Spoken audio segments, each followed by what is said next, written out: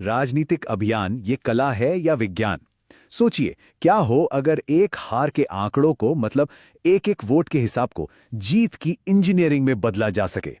आज हम एक केस स्टडी में यही देखने वाले हैं कि कैसे डेटा के दम पर एक राजनीतिक वापसी की रणनीति तैयार की जाती है। तो हमारी कहानी शुरू होती है मध्य प्रदेश के जबलपुर उत्तर विधानसभा क्षेत्र से। यहां हाल के एक चुनाव में राजनीतिक समीकरण समझिए कि पूरी तरह से बदल गए और हमारी पड़ताल भी यहीं से शुरू होती है। 22,655 ये 2023 के चुनाव में हार का अंतर था। देखिए, ये सिर्फ एक आंकड़ा नहीं है, ये एक राजनीतिक भूकंप का केंद्र है। और इसी एक नंबर से ये समझने की कोशिश शुरू होती है कि आखिर हुआ क्या था। सबसे दिलचस्प बात तो यह है कि 2018 में मुकाबला एकदम करीबी था, कांटे की टक्कर थी। लेकिन सिर्फ 5 साल बाद 2023 में पासा पूरी तरह से पलट गया। ये कोई छोटी मोटी हार नहीं थी, नहीं, ये तो एक ऐसी लहर थी जिसने पूरे चुनावी गणित को ही बदल कर रख दिया। तो यहां सबसे बड़ा सवाल यही उठता है, जब कोई राजनीतिक संगठन इतनी बड़ी हार का सामना करता है तो वापसी की यात्रा शुरू कहां से होती है, कैसे होती है? जवाब भावनाओं में नहीं बल्कि डेटा में छिपा होता है। देखिए, वापसी का जो पहला कदम होता है वो एक क्लिनिकल डायग्नोसिस, मतलब एक डॉक्टर के निदान जैसा होता है। आंकड़ों की गहराई में उतरकर ये समझना कि असल में क्या हुआ, कहां गलती हुई और कौन से फैक्टर्स थे जो पूरा खेल बदल गए। इस क्षेत्र का इतिहास देखें तो किसी चुनावी रणक्षेत्र से कम नहीं है। 2008 में ये सीट बनने के बाद से यहां सत्ता लगातार बदलती रही है। 2018 की वो जो बेहद करीबी जीत थी, वो एक बहुत बड़ा संकेत थी कि यहां का मुकाबला हमेशा कांटे का ही होता है।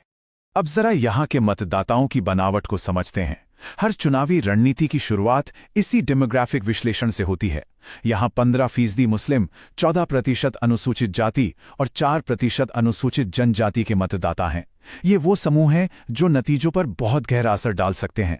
लेकिन एक बहुत जरूरी बात यह है कि कहानी सिर्फ इन नंबरों तक ही सीमित नहीं है। बिल्कुल नहीं। असली कहानी तो मतदाताओं के रोजमर्रा के जीवन में, उनकी समस्याओं में और उनकी उम्मीदों में छुपी हुई है। तो ये समझने के बाद कि क्या हुआ, अब ये पता लगाना होता है कि क्यों हुआ। और इसके लिए नागरिकों की निराशा और उनकी शिकायतों का एक नक्शा तैयार करना पड़ता है। और ये जरूरी है क्योंकि हर व्यक्ति की गरिमा एक मूल संवैधानिक मूल्य है जिसमें अपनी बात रखने का अधिकार भी शामिल है। जनता की शिकायतों को समझना सिर्फ एक राजनीतिक तरीका नहीं है, ये एक जिम्मेदारी है। जरा इस एक वाक्य में आम जनता की आवाज सुनिए। ये सिर्फ एक शिकायत नहीं है, नहीं, ये उन हजारों आवाजों का प्रतीक है जो रोजमर्रा की समस्याओं से जूझ रही हैं। और यही वो डेटा है जो किसी भी चुनावी अभियान को सही दिशा देता है। डेटा से साफ पता चलता है कि लोगों का सबसे ज्यादा गुस्सा सड़कों के गड्ढों, गंदे नालों और नगर निगम के प्रोजेक्ट्स में महसूस किए जा रहे भ्रष्टाचार को लेकर था। ये वो जमीनी मुद्दे थे जो सबसे ज्यादा मायने रखते थे। तो इस तरह से शिकायतों की मैपिंग जो है वो चुनावी डेटा को जमीनी असली समस्याओं से जोड़ देती है। ये एक हीट मैप की तरह काम करता है जो बताता है कि जनता का गुस्सा कहां और किन मुद्दों पर सबसे ज्यादा है। अच्छा, तो अब आता है आखिरी चरण, इस सारे विश्लेषण और डेटा को अगले चुनाव के लिए एक सटीक एक एक कदम वाली योजना में बदलना। ये योजना 3 साफ साफ चरणों में बटी होती है। पहले 30 दिन मूल्यांकन और जमीनी तैयारी पर फोकस करते हैं। अगले 30 दिन संदेश फैलाने और लोगों को संगठित करने में लगते हैं। और आखिरी 30 दिनों का सिर्फ एक लक्ष्य होता है, हर एक समर्थक को वोटिंग बूथ तक पहुंचाना। और देखिए, आज के दौर में तकनीक एक बहुत बड़ा हथियार है। व्हाट्सएप ग्रुप्स के जरिए सही जानकारी फैलाना, छोटे छोटे वीडियो रील से स्थानीय मुद्दे उठाना और फर्जी खबरों का तुरंत खंडन करने के लिए एक डेडिकेटेड टीम बनाना, ये सब एक आधुनिक अभियान का जरूरी हिस्सा है। तो हम देख रहे हैं कि राजनीति का तरीका ही बदल रहा है। अब ये सिर्फ करिश्मे और रैलियों का खेल नहीं रहा। अब ये बूथ स्तर के विश्लेषण, शिकायतों के हीट मैप और डिजिटल माइक्रो कैंपेन पर आधारित एक डिजाइन बन गया है। जब इस तरीके को सही से अपनाया जाता है तो ये हर मतदाता की समझ और सहमति का सम्मान करता है। और डेटा की इस दुनिया में हर वोटर की जानकारी की गोपनीयता और सहमति सुनिश्चित करना सबसे जरूरी है। तो क्या हम ये कह सकते हैं कि आधुनिक राजनीति दरअसल शासन के लिए डेटा इंजीनियरिंग का ही एक रूप बनती जा रही है?